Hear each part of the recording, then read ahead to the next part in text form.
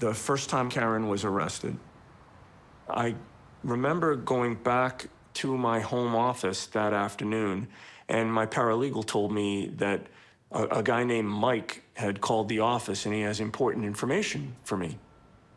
I called him back, and I have a memory of sitting at my desk at home in my office.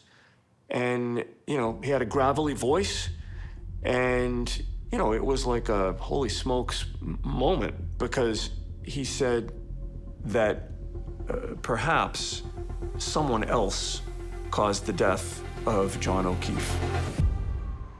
Very early on in the case, it was just the fog of war, right? David didn't know what he was dealing with. He comes in on this case. He had never met Karen before. She's accused of hitting this guy, a cop, with her car, and he ends up dying. And David is standing there with his hands out going, I wonder what happened. I need some evidence. I don't have anything. But then he got a call at his office, and this person said, in almost whispered tones, you need to look at the folks inside 34 Fairview. You need to look really hard at the homeowners. You need to look really hard at the occupants of the house. Something here is more than meets the eye. We didn't have any inkling that there might have been somebody else out there who did it. So, you know, it was a turning point. I called him into my office, and he came and sat with my investigator and me.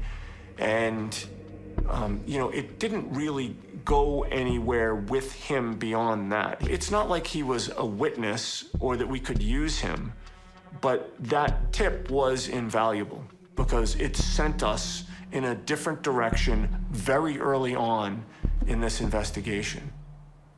Had that tipster never provided that information, I'm not sure if we'd necessarily be here. Because initially, David was saying something to the effect of it was a bad accident and she's not criminally liable. But then after this tipster, we start seeing the new defense, which is they're saying Karen Reed's been framed.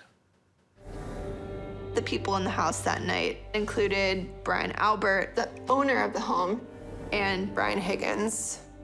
Brian Albert is a Boston police officer. He's the head of a fugitive unit. Brian Higgins is a federal ATF agent and friends with the chief of police of the Canton Police Department. This all happened outside of the home of a Boston police officer. And so for the first 2 years of this case, we knew something wasn't right, and we were fighting tooth and nail to try to get access to cell phone data, electronic information that we knew was the key to this case. You can't prove a conspiracy by just asking tough questions of witnesses. You have to have the data to back that up. One of the things that we've tried extraordinarily hard in this case to do is to uncover all of the electronic communications. How do you prove a conspiracy? You need to see people's phones. We live in the 21st century. That's how conspiracies are conducted.